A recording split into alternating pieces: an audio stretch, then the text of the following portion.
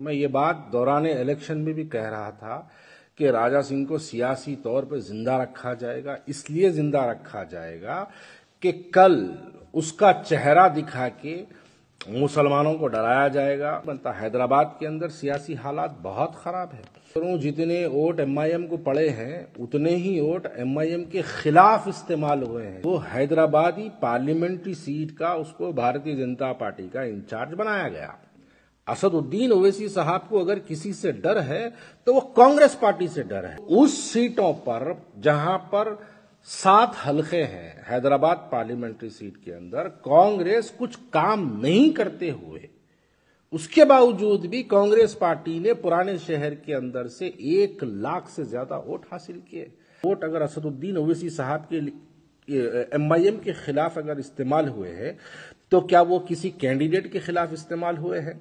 नहीं, वो राज असदुद्दीन ओवैसी साहब सदर मजलिस की पॉलिसीज के खिलाफ वो वोटों का इस्तेमाल हुआ है। मुसलमानों के लिए अब तक एक मौका नहीं था कि जमात के खिलाफ अपने वोट का इस्तेमाल करेंगे तो किसके लिए करेंगे, लेकिन इस मर्तबा कांग्रेस पार्टी ने हैदराबाद के अंदर ये जो आने वाले पार्लियामेंट इलेक्शन के अंदर है यकीनन बहुत अच्छे कैंडिडेट को डालेगी। मोहतरम हजरात, मैं शुरू से ये बात कहते आ रहा हूं कि असदुद्दीन ओवैसी साहब मलून राजा सिंह को सियासी तौर पे क्यों जिंदा रखते हैं और इलेक्शन में उसके खिलाफ अपना कैंडिडेट नहीं डालते हैं और उसको जीतने का राह बनाते हैं, जीतने की वाबस्तगी उसको बनाते हैं। मैं ये बात दौरान इलेक्शन में भी कह रहा था कि राजा सिंह को सियासी तौर पे जिंदा रखा जाएगा। इसलिए जिंदा रखा जाएगा कि कल उसका चेहरा दिखा के मुसलमानों को डराया जाएगा, मुसलमानों को ये बताया जाएगा। अब देखिएगा आप, मैं आज ही जो है फेसबुक पे कहीं स्क्रोलिंग देख रहा था, ये मलून को हैदराबादी पार्लियामेंट्री सीट का उसको भारतीय जनता पार्टी का इंचार्ज बनाया गया। ये देखिए एक सोची समझी पॉलिटिक्स होती है। अगर राजा सिंह गोशा महल से हार गया होता तो उसको या हरवा दिए होते तो आज वो हैदराबाद पार्लियामेंट्री सीट का इंचार्ज नहीं बनता। हैदराबाद के अंदर सियासी हालात बहुत खराब है।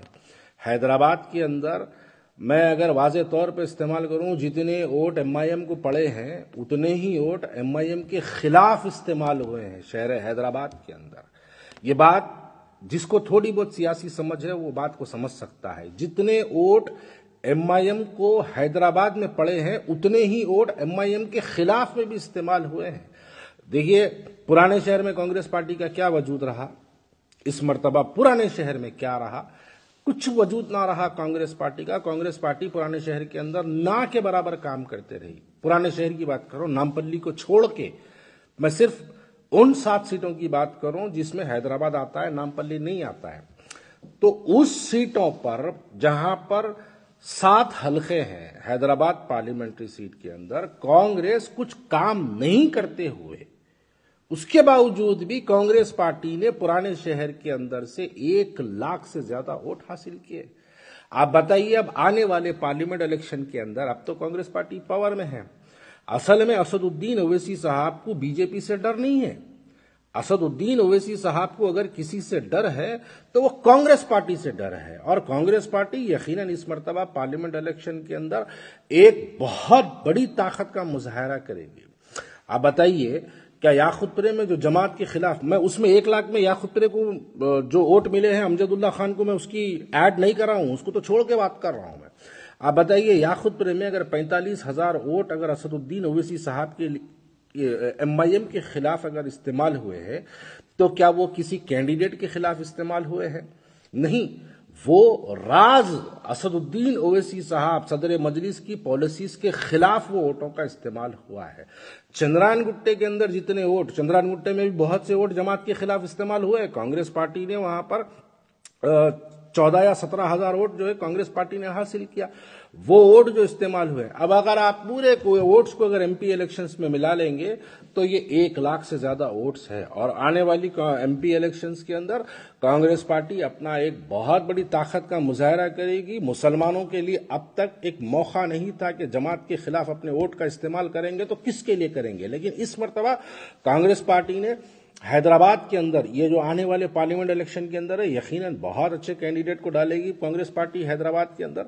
तो उसके मुकाबले में असदुद्दीन ओवैसी साहब को इस बात का अंदाजा, देखिए असदुद्दीन ओवैसी साहब को मैं बहुत बड़ा जो है उनको एक इंटेलेक्चुअल पॉलिटिशियन कहता हूं कि वो बहुत अच्छे कैलकुलेशंस करते हैं, उनको बहुत अच्छी तरीके से अंदाजा होता है कि कहां पे क्या हो सकता है, पॉलिटिकली क्या हो सकता है। मैं इस बात के लिए असदुद्दीन ओवैसी साहब को सराहता हूं, इस बात के लिए मैं असदुद्दीन ओवैसी साहब को मानता हूं कि उनको मालूम है कि आने वाले इलेक्शंस के अंदर क्या हालात बनेंगे। तो उसी को मद्देनजर रखते हुए असदुद्दीन ओवैसी साहब ने अपने 8वें एमएलए को, जमात के दरअसल जो 8वां एमएलए है, उस 8वें एमएलए को अपनी सियासी ताकत को जिंदा रखने के लिए, क्योंकि उसको जिताए भी थे उसी के मकसद के लिए। आप बताइए अजहरुद्दीन के खिलाफ में, मैं इलेक्शंस के दौरान भी ये बात कह रहा था, अजहरुद्दीन के खिलाफ में जितने पैदल दौरे असदुद्दीन ओवैसी साहब करे, जितने जलसे अकबरुद्दीन ओवैसी साहब ने किया, जितने पब्लिक मीटिंग्स हुए, जितने लोगों से मुलाकातें हुए, अगर इतनी मुलाकातें गोशा महल में अगर करते तो क्या गोशा महल में कैंडिडेट को अच्छा ताकत का मुजाहरा करने का मौका नहीं मिलता? यकीनन मिलता, लेकिन उसके खिलाफ नहीं करते। देखिए मैं जब भी कह रहा था, आज फिर ये बात को याद दिला रहा हूं, असदुद्दीन ओवैसी साहब को राजा सिंह को हराना जरूरी नहीं था, असदुद्दीन ओवैसी साहब को अजहरुद्दीन को हराना जरूरी था। असदुद्दीन ओवैसी साहब को राजा सिंह को हराना जरूरी नहीं था, लेकिन असदुद्दीन ओवैसी साहब को फिरोज खान को हराना जरूरी था। आप बताइए फिरोज खान के लिए कितनी मेहनत हुई, सुबह दोपहर, सुबह में पैदल दौरे, दोपहर में पैदल दौरे, रातों में बारिश में भी जलसे, ये हालात के जो है जलसे हुए हैं। तो अब यकीनन आने वाले पार्लियामेंट इलेक्शन के अंदर असदुद्दीन ओवैसी साहब ये मलून का चेहरा दिखा के मुसलमानों को जो है डराने का काम अब शुरू करेंगे। अब बताएंगे देखो मुसलमानों, अब लोगों के अंदर जो है गश्त बातें शुरू होगी। अब ये जो लोग जो है जिनको पॉलिटिकली समझ नहीं है वो लोग ये बात शुरू करते हो, देखो भाई अब अपन जो है आपस में बटना नहीं भाई, वो बटा तो जो है गुस्ताखे नबी बीच में से जीत जाएगा खुदा ना खास्ता, बल्कि जो है अब लोगों के अंदर ये बातों को गश्त, ये जो बातें गश्त होती है इसका माहौल जो बना है, वो माहौल बनाने वाले को आप समझिएगा, ये माहौल बनाने वाले का नाम असदुद्दीन ओवैसी है। गोशा महल से उसको हराना आप नहीं हराए, अब उसको सियासी तौर पे उसको जो है लाके हैदराबाद का जो है इंचार्ज बना के जो है मुसलमानों को डराने का काम असदुद्दीन ओवैसी, मुबारकबाद है उसके लिए आपको कि आप उसको जिताए थे इस वास्ते कि तू जीत के आ, कल बुरे वक्त में तू मेरा साथ दे, और अब दे रहा, वो ईमानदारी से पूरा साथ दे रहा। अब देखिए आते आते अब फिरका पराना बयानात शुरू हो जाएंगे उसके, अब वो उसके आते आते ओवैसी साहब के खिलाफ में दबा के उन्हें तकरीरा करेंगे, दबा के बोलेंगे, और हमारे जज्बाती मुसलमान बोलेंगे नहीं भाई इस मर्तबा नो कॉम्प्रोमाइज, असद साहब को वोट डालना, नहीं डाले तो जो है वो मलून जीत जाता, वो बीजेपी जीत जाती। अब ये बातें शुरू होने वाले रहते हैं, ये आने वाले दिनों में ये होने वाला है। अब जैसे ही ये शुरू होता, असदुद्दीन ओवैसी साहब यही मकसद से राजा सिंह के खिलाफ कैंडिडेट नहीं डाले थे, क्योंकि उसको जिंदा रखना था सियासी तौर पे। अब यही मकसद के लिए बीजेपी उसको इंचार्ज बना के डाली।